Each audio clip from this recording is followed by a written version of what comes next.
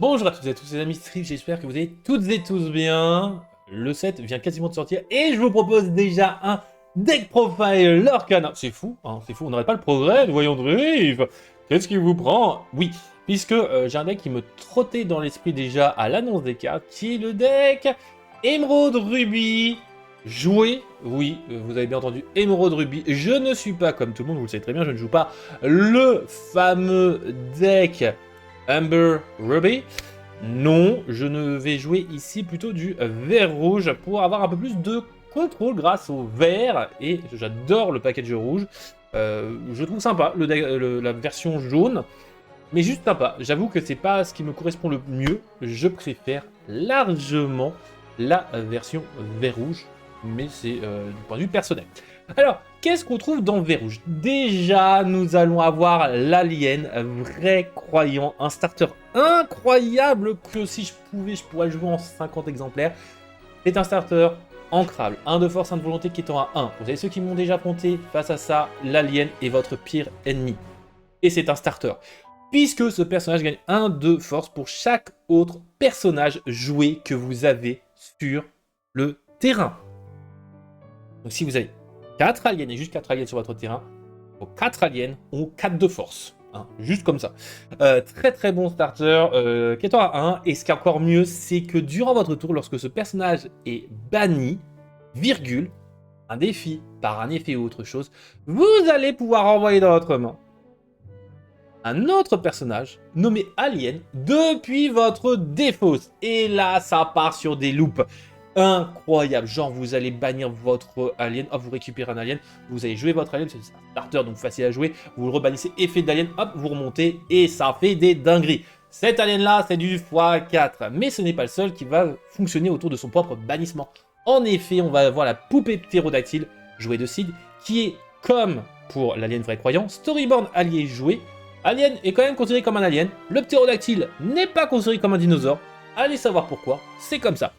Ce starter rouge 1-1 qui est à 1 a les mêmes stats que l'alien, mais pas le même effet du tout, puisque durant votre tour, lorsque ce personnage est banni, chaque adversaire va perdre 1 de l'or et vous allez en gagner 1. Ça me rappelle un peu la mécanique de vol de l'or, et ça c'est cool. On va jouer aussi en x4, très très bon starter. Ce n'est pas le seul starter, mais en vrai, c'est très très bon, puisque comme vous pouvez le voir, hop, là-haut, j'ai 14 cartes coûtant 1, magnifique. On n'est qu'à 8 hein, pour le moment, donc on en est à peu plus que la moitié. Mais vous allez me dire, Trif, comment est-ce qu'on le bannit? Alors, plusieurs possibilités, comme je vous ai dit, en défiant des personnages adverses, comme ça vous gérez le bord adverse et vous pranquez vos effets, et ça c'est cool, du 2 en 1. Mais vous allez pouvoir faire encore plus, oui, car le grappin, ayez confiance en le grappin, est un objet à 4 non ancrable, c'est le gros défaut. Vous allez l'engager, payer 2 et bannir un de vos personnages pour choisir un personnage adverse et le renvoyer dans la main de son propriétaire. C'est-à-dire qu'avec le grappin, vous l'engagez, vous payez 2, vous bannissez votre alien, vous renvoyez en main un personnage adversaire. Oh, effet de l'alien, vous allez récupérer un autre alien que celui que vous venez de bannir, vous allez pouvoir rejouer l'alien, et c'est comme si rien ne s'était passé. Pourtant, vous êtes parti à l'aventure avec votre alien avant de le bannir, ce sera peut-être mieux, mais en vrai, c'est vachement cool. C'est un objet qui, s'y coûtait moins cher, je jouerai en x4, ou s'il était ancrable au moins.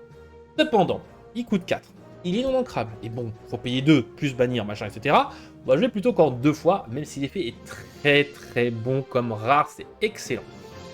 C'est comme Sid Phillips, le chirurgien de jouets, le voici, le voilà, mais qui est présent en rubis. Il coûte 6, 5 de force, 5 de volonté aussi, étant à 2, mais il est non ancrable.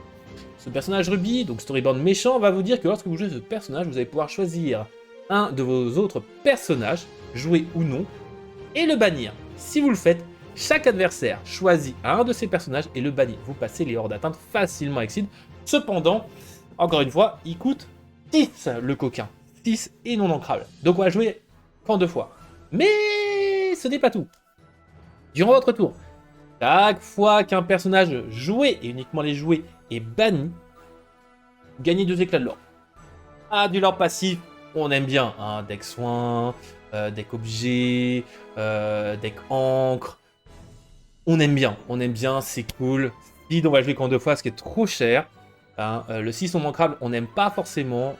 Surtout si on joue pas bleu ou jaune. Vraiment, mais Seed, excellente carte. Hein, c'est d'ailleurs pour ça qu'on va jouer plutôt en ambre, en régional Seed, parce que à grand feuillage, etc., etc. Bleu, ça pourrait si on avait des jouets bleus. Mais malheureusement, ce n'est pas le cas. Donc Seed, on va jouer qu'en 2 fois. Et ça, c'est donc le package suicidaire. Et je bannis mes suicidaires. Comment est-ce que ça marche maintenant le deck Toy, le deck joué? Parce que Toy Story, c'est sympa, mais comment est-ce qu'on va jouer ce deck Toy Story? Oui, j'utilise plein de jeux de mots avec Toys, mais voilà. Donc, tout d'abord, la grenouille. La grenouille est incroyable. Ça, c'est ma copine, c'est ma bro. Si vous l'avez en main, vous la gardez forcément en un exemplaire. Évitez de la voir en 3 exemplaires en main de départ. C'est ce que j'ai voulu faire pour faire un truc rigolo, mais le problème, c'est que, bah... un peu cher payé, quoi. Parce que c'est un T2 ancrable, 2 de force, 1 de vie, qui est en A2. En vrai, c'est des stats pas mal. Mais bon, 1 de vie seulement. Voilà. Un effet plutôt, par contre, très intéressant. Puisque jouer ce personnage vous coûtera 2 de moins, donc a priori gratuit, si l'un de vos personnages joués a été banni ce tour-ci. Si votre adversaire je joue une carte qui dit que toutes les cartes de l'adversaire au prochain tour coûteront 1 de plus, bah elle coûtera quand même 1 la grenouille. Donc voilà. La grenouille excellente parce que bah, vous allez pouvoir jouer la grenouille, bannir la grenouille, vous allez remonter en main, etc. Enfin vous faites plein de dingueries. La grenouille c'est excellent, c'est du x4. Il n'y a pas à tergiverser, c'est ancrable, c'est bon, ça combote très bien avec toutes les cartes vert-rouge que j'ai. Bon, mis à part certaines cartes qui sont vraiment solo, mais vraiment la grenouille incroyable. Jingle Joe, lui aussi est un T2, ancrable, 2 de force, 3 de volonté, lui aussi storyboard allié joué, il y a beaucoup trop de alliés quand même dans ce deck. Étant à 1, et durant votre tour, chaque fois que l'un de vos autres personnages joués est banni, choisissez l'un de vos personnages, joués ou non, qui gagne insaisissable cette fois-ci, jusqu'au début de votre prochain tour. Il est très bien parce que ça donne insaisissable, les insaisissables. On sait très bien que c'est pénible à gérer, mais aussi ça vous permettra de gérer les decks insaisissables. Donc Jingle Joe, rien que ça, on va jouer en x4. C'est pas du once per turn, donc c'est très bon. Il y a des stats corrects, en vrai c'est du 2-3, on aime bien, parce que comme vous avez pu le voir depuis tout à l'heure, ils ont que 1 de vie, mes pauvres petits jouets pour le moment. Jingle Joe, l'avantage c'est que bah, lui il va pouvoir taper sans trop craindre. Et maintenant, on va aller dans le côté cher du deck. Cher. Alors pas cher argent, cher en encre. En encre. Tête de bébé, chef des jouets de Seed. On va jouer en 2 fois. Alors là, vous allez me dire, très bien, Triff, très bien. Alors pourquoi ça vous jouez, monsieur Triff? Bah, c'est un peu comme Seed, c'est un peu obligatoire. Puisque c'est un donc storyboard allié joué qui coûte 4, non ancrable. Oui, on a beaucoup de non ancrables, on en a 10. Alors, 10, j'ai réduit le non ancrable. J'aurais pu jouer aussi full ancrable. Bon, en vrai, non, parce qu'il y a le grappin, il y a Seed. Mais en vrai, j'ai réduit au maximum pour avoir de l'encre. Puisque lui, chaque fois que vous payez 2 ou moins pour jouer une carte, donc objet, action, lieu, personnage, ce que vous voulez, choisissez un personnage qui gagne 2 de force pour rester ce tour. Lui-même inclus. Très très forte, qui est en 1. Bon, si c'était juste pour ça, on pourrait dire, bon, on peut s'en passer, Triff. Durant votre tour, chaque fois que l'un de vos autres personnages est banni, quel que soit le type, ça peut être joué ou pas, piochez une carte. Le drop power de jouer dans rouge, voilà. Et je dirais même que c'est l'un des meilleurs drop power. Le gros problème, c'est que c'est uniquement durant notre tour, mais bon, c'est comme ça. Tête de bébé, c'est du x2, c'est excellent, c'est incroyable. De toute façon, je joue pas beaucoup de légendaires, j'en joue que 2. On en a vu une, Seed, que je joue en 2 fois. L'autre, bon, elle reste encore, mais voilà, c'est comme ça. On va voir l'autre carte qui va être cette fois-ci le canard joué de Seed qu'on va jouer en 2 fois malgré qu'il soit ancrable. Il coûte lui aussi 6, 5 de force, 5 de vie qui étant à 2. Ah oui, c'est ancrable, on pourrait jouer en plus, mais malheureusement, bah, il faut faire des choix. Il faut faire des choix. J'ai préféré le mettre lui en 2 fois, contrairement à d'autres que j'ai préféré mettre en 4. J'aurais pu inverser. Mais je trouve que c'est une carte excellente, mais en grind game. Donc pour ceux qui ne sont pas familiarisés sur les termes anglo-saxons utilisés dans le TCG, grind game, c'est en gros quand les parties vont être longues, quand vous êtes déjà au bout du 15e, 20e tour. Alors grind game, je ne sais pas à partir de quel tour on commence à définir ça dans leur canard réellement. Mais en vrai, c'est quand la partie commence à être vraiment longue au nombre de tours, pas au niveau de nombre de minutes, parce qu'on sait qu'il y a des gens qui jouent pas très vite. Et bon, après, si vous découvrez votre deck, c'est normal que vous allez prendre du temps, mais quand vous êtes compétitif, en règle générale, vous allez plus vite. Donc vraiment, Grand Game, c'est quand vous allez être long en nombre de rounds et pas en nombre de minutes. Donc Canard, qu'est-ce qu'il fait s'il va dans le grind game? Donc, quêtant à 2, storyboard, allié, jouer, 5 de force, 5 de vie. Jouer ce personnage vous coûtera 1 de moins pour chaque carte personnage joué dans votre défausse. Et c'est pour cela qu'il va dans le grind, parce qu'en fait, le but c'est que vous allez remplir votre défausse de jouer. Ce qui fait que si vous en avez déjà 5 dans votre défausse, eh bien Canard ne vous coûtera que 1. C'est pas mal la vie, non?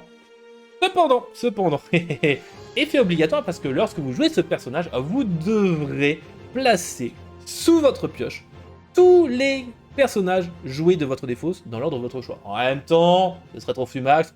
Je joue un jouet canard, je joue un autre jouet canard, je joue un autre jouet canard, je joue un autre jouet canard. C'est gratuit, c'est le canard. Non. Vu les stats, c'est normal qu'il y ait une contrepartie, mais en vrai, il est très bon. En 2, voire 3, ça peut faire l'affaire.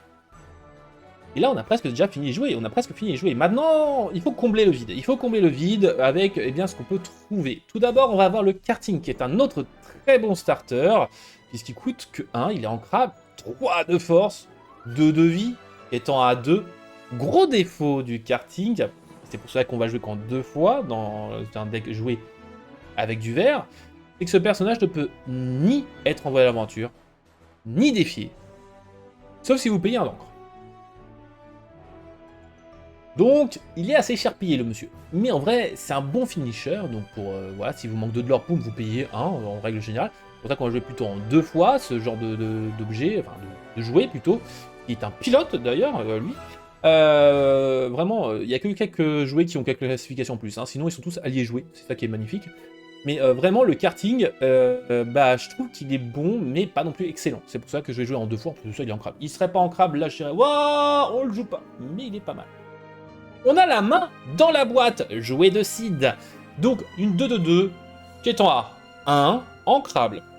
Mais encore, monsieur Triff, eh bien vous pouvez placer sous votre pioche une carte personnage jouée de votre défausse pour jouer ce personnage-ci gratuitement.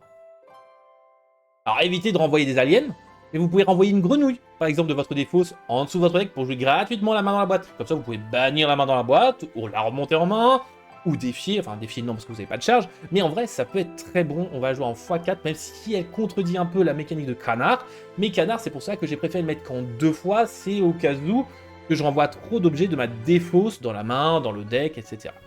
Donc la main dans la boîte, je la trouve pas mal, surtout qu'elle est pas très chère, en vrai elle coûte 2 voire 0, en vrai c'est pas mal.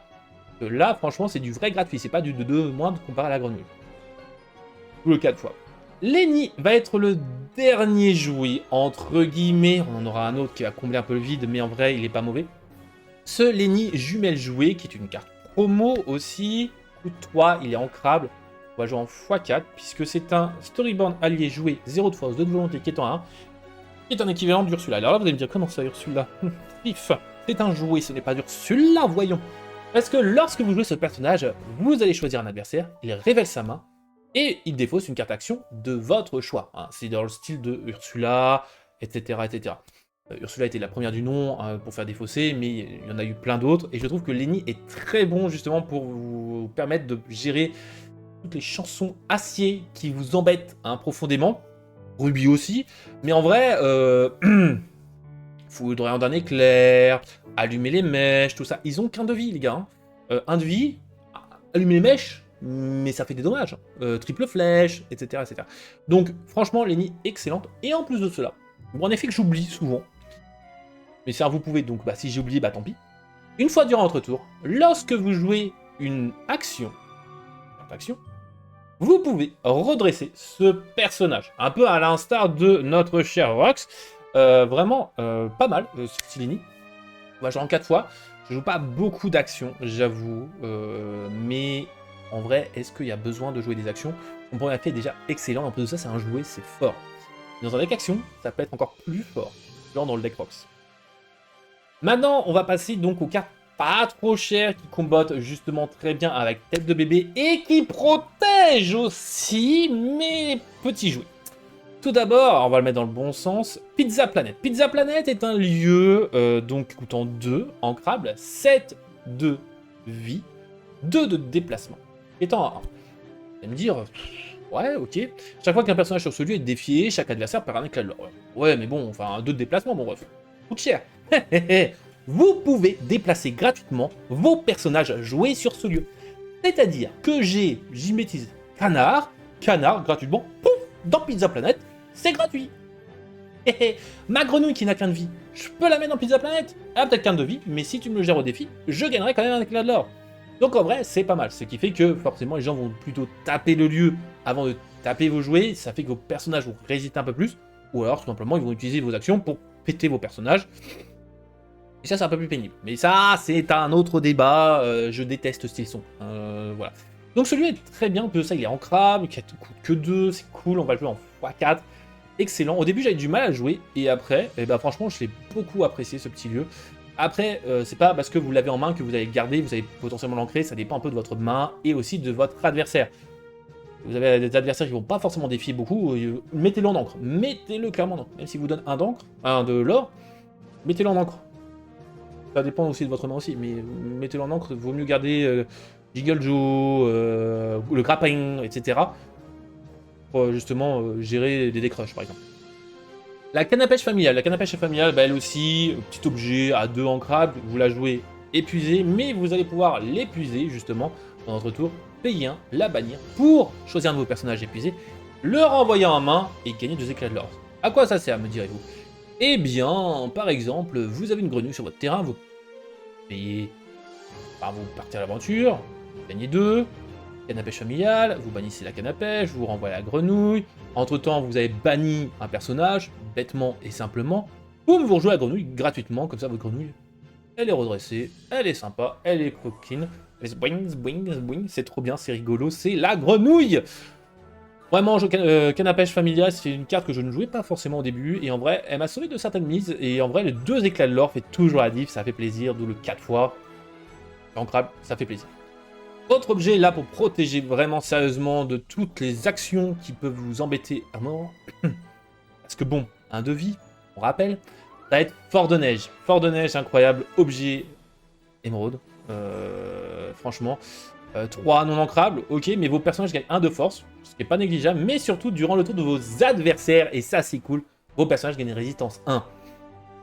Et 2, Fort de Neige, résistance 2. Etc., etc. Franchement, Fort de Neige, c'est l'objet par excellence qui fait que les pets objets vont revenir très certainement en méta parce que franchement, Fort de Neige, c'est pénible. C'est comme Saucisse au plane ou autre chose. Ça fait caca, pour parler poliment. Vraiment, Fort de Neige x4, c'est vous jouez Émeraude, vous jouez ça, ça fait que vos jouets, pas des objets justement, vos personnages joués sont de plus en plus résistants et ça c'est cool. Autre carte qui permet de protéger du défi, eh bien ça va être la chanson Étrange Bazar, la seule action à 4 ancrables que je joue, c'est une petite chanson, mais en règle générale vous la faites pas chanter, non, à part par tête de bébé, Steve Phillips ou Canard, mais en règle générale vous ne pouvez pas la faire chanter. Alors, qu'est-ce qu'elle fait? Choisissez jusqu'à 2 personnages qui ne peuvent pas être envoyés à l'aventure jusqu'au début de votre prochain tour. Partira pas l'aventure. Très bien, tu vas donc défier. Donc ça, c'est pas mal pour gérer les decks rush des adversaires. Et en règle générale, vous allez plutôt cibler ceux qui n'ont pas beaucoup de force. Ce qui fait qu'il ne va pas partir à l'aventure avec ceux-là. Et donc, ils vont devoir potentiellement taper pour gérer vos mobs. Ce qui va un peu l'embêter, puisque vous avez quand même genre 2 de force et 1 de vie avec la grenouille. Donc en règle générale, il va juste rien faire avec ces personnages-là. Et ça va le ralentir. Et en plus de cela, ça fait piocher une carte. C'est trop bien. C'est trop bien. Pour gérer les decks rush, pour tout gérer, c'est super. Franchement, on adore, ça fait plaisir, c'est de l'encre en plus de ça. Donc si vous jouez contre un deck pour lequel ça ne fait rien, eh bien vous vous mettez en encre. Ce n'est pas grave, c'est pas fort contre tous les decks, mais en vrai, contre les decks contre qui c'est fort, eh bien c'est excellent. Le fait de pourquoi s'en priver. Et le dernier personnage joué que je vais jouer, c'est Buzz l'éclair, j'arrive. Donc Storyborn, héros cette fois-ci, joué capitaine en vert, tout en 3, ancrable, 4 de force, 2 de volonté, qui étant à 1. Chaque fois que vous payez 2 ou moins pour jouer une carte non personnage, donc c'est-à-dire un lieu, un objet, une action, piochez une carte, puis défausser une carte. C'est facile, c'est sympa, on aime bien piocher, défausser, ça vous permet de remplir votre défausse de jouer potentiellement, pour jouer plus facilement Canard. Vous allez pouvoir un peu modifier votre main, c'est excellent. Et l'autre effet, chaque fois que vous payez 2 ou moins pour jouer un personnage, choisissez un personnage adverse ayant moins de dommages, réinfligez-lui en 1. Ça permet de finir, c'est sympa. Je l'ai joué qu'en 2 fois, c'est un peu la petite contrepartie hein, de tête de bébé, mais en moins cher et ancrable. Je ne joue pas à la Floodborne, malheureusement, j'ai essayé, je me suis planté, voilà, donc c'est pour ça que ça prend un peu plus de temps. Mais voilà, j'ai un peu oscillé sur la façon que j'allais jouer le deck joué, et en vrai, il est cool. Le gros défaut, c'est de l'encre. Maintenant, bah, de l'encre, comment est-ce qu'on fait dans vert rouge? Bah, on ne peut pas jouer du bleu, on ne peut pas jouer du jaune, malheureusement. Eh bien, on a le package Zaza. 4 fois Zaza Starter, hein, la matrice de mystère, qui est très sympa pour donner 1 de force pour le reste du tour à un personnage lorsque vous la jouez. C'est sympa, mais surtout la Zaza Prospectrice Junior qui est Alter 2, donc c'est une très bonne chanteuse de Étrange Bazar, ancrable, qui est en A2, 2 de force, 4 de vie, et je vous rappelle, l'effet sympa, c'est que ce personnage hors d'atteinte, je rappelle, hors d'atteinte, donc pas gérable par triple flèche ou autre chose, chaque fois que ce personnage est envoyé à aventure, si un adversaire a plus de cartes dans sa réserve d'encre que vous placez la carte du dessus de votre pioche dans votre réserve d'encre, passe cachée et épuisée. Voilà. Vraiment très bien comme carte. J'aime beaucoup. Ça m'a totalement changé la vie de pouvoir faire ça. Vous ne savez malheureusement pas ce que vous avez mis, donc potentiellement en seed part en encre. Mais en vrai, c'est du non ancrable. De vaut mieux que vous la mettez en encre, parce qu'elle serait arrivée trop tôt. Le Zaza, en règle générale, elle se fait gérer au bout du 3e, 4e tour, vraiment. Et elle aura fait genre 1 ou 2 fois son effet, mais c'est largement suffisant pour le deck. Donc en vrai, Zaza, très bonne carte dans le deck. J'y avais pas forcément pensé au début, parce que je voulais faire full jouer, parce que bon, c'est pas un jouet, Zaza. Non, c'est juste un personnage allié. Mais en vrai, c'est excellent, surtout que comme je vous ai un peu dit, un peu insisté dessus, qu'il y a certaines cartes qui fonctionnent juste avec des personnages bannis seulement, donc ça peut matcher largement. Genre le grappin, vous bannissez un de vos personnages, vous pouvez bannir votre propre Zaza pour faire l'effet du grappin. Lorsque vous jouez Seed, vous pouvez bannir Zaza pour pouvoir faire en sorte que votre adversaire choisisse un de ses personnages et le bannisse, etc. Donc ça c'est bon, ça c'est excellent. Et en vrai, ça paye pas de mine. En tout cas, j'espère que ce deck joué donc, vous intriguera. En plus de ça, l'avantage c'est qu'il a 42 personnages comme vous avez pu le voir. C'est pas mal, hein, 10 objets, 4 lieux, 4 actions. Il n'a que 10 non ancrables. Coût moyen de 2,6, donc en gros vous êtes sur du 2 ou du 3, donc en vrai vous n'avez pas forcément besoin de trop ancrer, mis à part pour jouer Speed et le grapping. Donc ça c'est plutôt pas mal. Une curve comme vous pouvez le voir, hein, majoritairement T1, T2, 3, 4 et 6 très léger, 2 de force en moyenne, un peu plus de 2 au niveau de vie, mais on n'est pas très bon, d'où le fait que Fort de Neige soit important. On est à un peu plus que 1 d'encre, de l'or, je vais y arriver avec ce mot-là, de l'or. C'est pour ça que c'est pas un deck qui va être sur le court terme, on va plutôt être sur le grind, on va rester un peu plus longtemps, on va embêter l'adversaire au maximum, d'où le fait que Canard soit important, elle aussi. Et au niveau des mots-clés, eh bien on a 4 hors d'atteinte, 4 alters, bah ça tombe bien, c'est le même personnage. Les classifications, on a de l'alien, du capitaine, du jouet, du pilote, du méchant, du héros et de l'allié. On a beaucoup trop d'alliés et beaucoup trop de jouets, mais en même temps c'est normal, c'est un deck joué. Vous pouvez le voir que en vrai, au niveau des raretés, on n'est que à 6 légendaires. Zaza en x4 et Seed en x2. C'est pas mal. Et surtout, bah on joue qu'avec les 4 derniers chapitres. Fabuleux, Whisper in the Well, Givre-sort et With a Note. Incroyable, c'est-à-dire que c'est un deck qui est jouable après la rotation qui arrive donc en juillet. Et ça fait plaisir. Vraiment, c'est un deck qui va rester, je pense, un petit moment au niveau des decks que je joue. Et assez sympa, j'aime beaucoup la mécanique. C'est de l'embêtement, mais il est facile à gérer en règle générale. Donc voilà. On se dit à la prochaine les amis, et j'espère que vous profiterez du deck joué, comme moi. Même si j'aime pas ce Toy Story, je vous le rappelle, hein, je suis le genre de gars qui n'aime pas Toy Story, enfin pas plus que ça. Et pourtant, je joue Toy Story. Oui, bah, je suis comme ça, moi. J'aime bien me faire du mal, apparemment, voilà, mais en vrai, j'aime beaucoup la mécanique, et ça me dérange pas plus que ça. Je préfère la mécanique que la licence. En tout cas, prenez soin de vos proches, fiers sur vous, bye bye.